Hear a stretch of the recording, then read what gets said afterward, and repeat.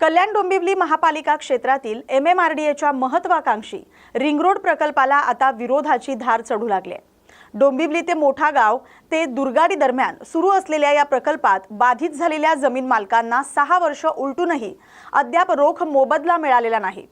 यावरून भाजप नगरसेवक दीपेश म्हात्रे यांनी प्रशासनाला इशारा दिलाय। बळजबरीने जमीन घेतल्यास तीव्र संघर्ष करण्याचा पवित्रा घेतलाय। रिंग रोड प्रकल्पाचं काम गेल्या 6 वर्षांपासून संथ गतीने सुरू आहे। मात्र ज्या शेतकऱ्यांच्या आणि जमीन मालकांच्या जमिनी या प्रकल्पात गेल्यात त्यांना अद्याप नियमानुसार मोबदला देण्यात आलेला नाही। अनेक मालकांच्या जमिनी एकाच वेळी वेगवेगळ्या सरकारी प्रकल्पात बाधित झाल्याने त्यांच्यावर मोठं आर्थिक संकट ओढावलंय।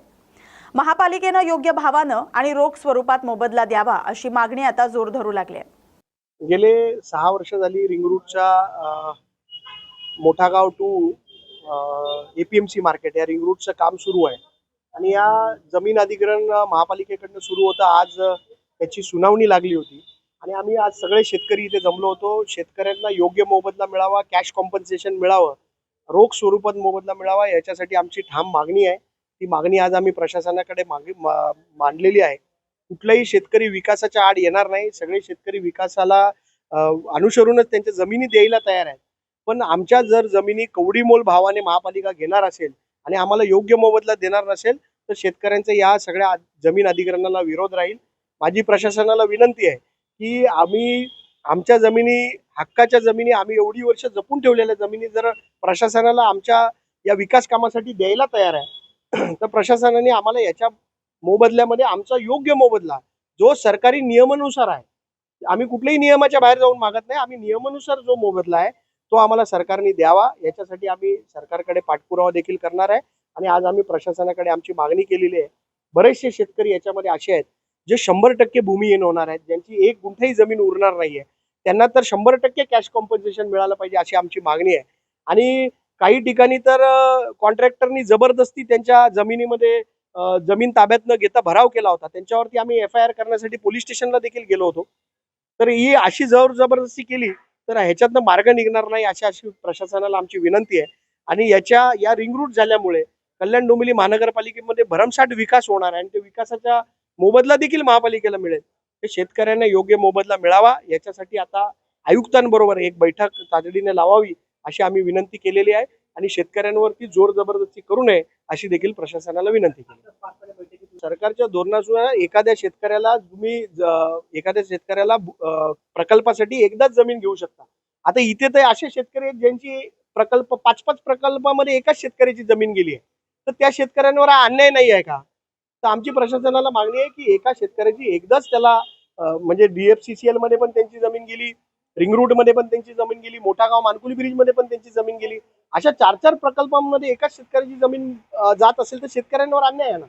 आणि आम्ही ठामपणे आयुक्तांना सांगतो की आम्ही जमीन द्यायला तयार आहे, पण आमच्या जमिनीचा योग्य मोबदला आम्हाला मिळाल्याशिवाय या जमिनी लोक देणार नाही अशी लोकांची ठाम भूमिका आहे।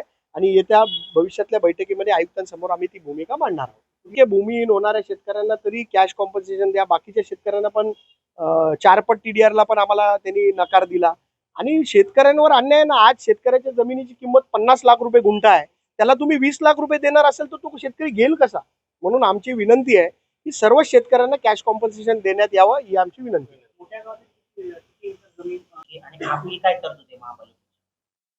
शेतकऱ्यांची मागणी म्हणजे असं त्यांची जागा जाते, त्यांचं म्हणणं आहे काही शेतकरी भूमिहीनच होत आहेत, तर त्या बाबतीत त्यांना आम्हाला पैशाचा मोबदला मिळावा अशी त्यांची विनंती आहे।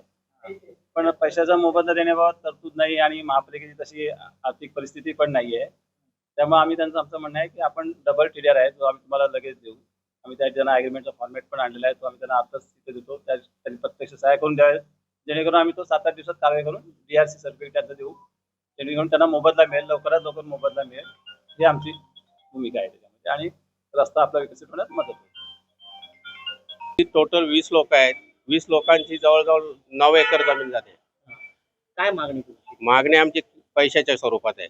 आम्हाला TDR नको, कारण काही लोकांना घर बांधायला सुद्धा जागा ओढत नाही, तर त्या हिशोबाने आम्हाला पैसे दिलाय तर कुठेतरी घर घेता येईल, कुठे ब्लॉक घेता येईल, जागा घेऊन घर बांधला जाईल ही आमची अपेक्षा आहे शासनाकडे।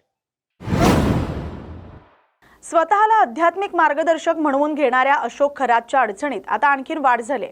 जैन समाजातील लोकांची दिशाभूल करून त्यांना मांसाहार करण्यासाठी प्रवृत्त केल्याचा खळबळजनक आरोप अंधश्रद्धा निर्मूलन समितीनं केलाय।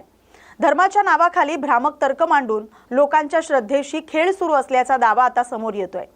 मिळालेल्या माहितीनुसार अशोक खरात हा मासा मांसाहारी नसतो असा अजब दावा करत जैन समाजातील काही अनुयायांची दिशाभूल करत होता।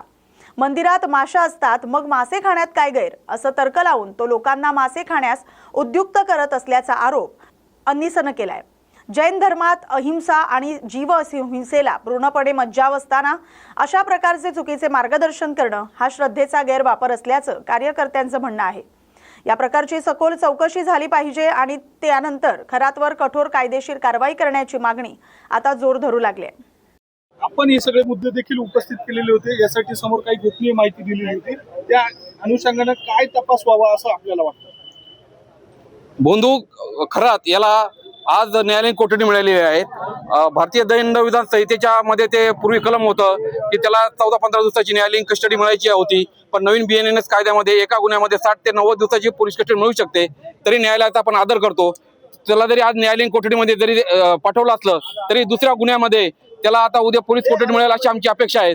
कारण SITला काही गुन्ह्यामध्ये अजून तपास करणं बाकी आहेत। आम्ही काही मुद्दे त्यांना दिलेले आहेत, त्याचा तपास बाकी आहे। त्याच्यामुळे त्याला पोलीस कोठडी मिळावी आणि अनेक गुन्हे त्याच्यावर दाखल आहे, त्याच्यामुळे त्याची पोलीस कोठडी आणखी बरेच दिवस वाढेल अशी शक्यता आहे। त्याच्यामुळे नवीन काही प्रकरणं समोर येत आहेत, त्याच्यामध्ये त्याचा SITला आपण चौकशीसाठी आपण वेळ दिला पाहिजे आणि त्याचा आतापर्यंत त्यांचा तपास योग्य दिशेने चालला आहे, तो अधिक योग्य दिशेने चालेल आणि या बंधूला अधिक कडक शिक्षा होईल आणि समाजामध्ये एक आदर्श राहील, बंधू बाबावर वचक बसेल असं आमची या निमित्ताने आम्हाला वाटतंय।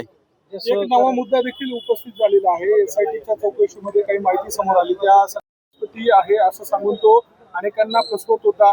विशेषतः अनेक जैन धर्मातले लोक आहेत, त्यांना देखील त्यानं मांसाहार करायला सांगितलं। खरं तर मांसाहार करावी की शाकाहार करावा हा प्रत्येकाचा वैयक्तिक भाग आहे। घटनेने तो प्रत्येकाला स्वातंत्र्य दिलेले आहे, परंतु हा बोंधू बाबा नेव्हीमध्ये सफाई कामगार होता, लोडिंग अनलोडिंगचे कामं करत होता, त्याच्यामुळे त्याचा समुद्राशी संपर्क आला होता। त्याच्यामुळे त्याने ती युक्ती शोधली आणि मासा हा शाकाहारी आहे, कारण तो पाण्यात राहतो आणि त्याच्यामध्ये रक्त नसतं। ज्याच्यामध्ये रक्त नसतं तो शाकाहारी प्राणी आहे असा त्याचा दावा होता आणि तो जैन लोकांना ते खाऊ घालत होता। खरं तर हे जैन लोकांच्या व्यक्ती स्वातंत्र्याच्या विरोधात होतं, त्याच्यामुळे तो गुन्हा करत होता असं आम्हाला वाटतंय आणि त्याच्या विरोधात आणखी कारवाई व्हावी या निमित्ताने असं सांगावंसं वाटतंय। तुमचं या सगळ्या तुम्ही म्हणालात की जैन लोकांच्या हे सगळं विरोधात आहे, तर तुमचं वैयक्तिक या सगळ्या अनुषंगाने काही तक्रार असेल का? या निमित्ताने जैन लोकांनी पुढे येणं गरजेचं आहे आणि त्यांच्या व्यक्ती स्वातंत्र्यावर जी गदा आली आहे त्यामुळे त्यांनी अधिक गुन्हे दाखल करायला हवेत आणि ते जे गुन्हे दाखल झाले त्याच्यामध्ये पुरवणी गुन्हे दाखल होण्याची आम्ही मागणी केलेली आहे। त्याच्यामध्ये वन्यजीव संरक्षण कायदा असेल, नरबळीचा कायदा असेल किंवा जादूटोणा विरोधी कायद्याची आणखी कलम असेल, असे गुन्हे दाखल करण्याची आम्ही मागणी केली आहे। त्यानिमित्ताने त्याच्यावर अधिक पुरवणी FIR होऊन अधिकाधिक गुन्हे दाखल होईल आणि अधिकाधिक कलमे लागल अशी आमची मागणी आहे।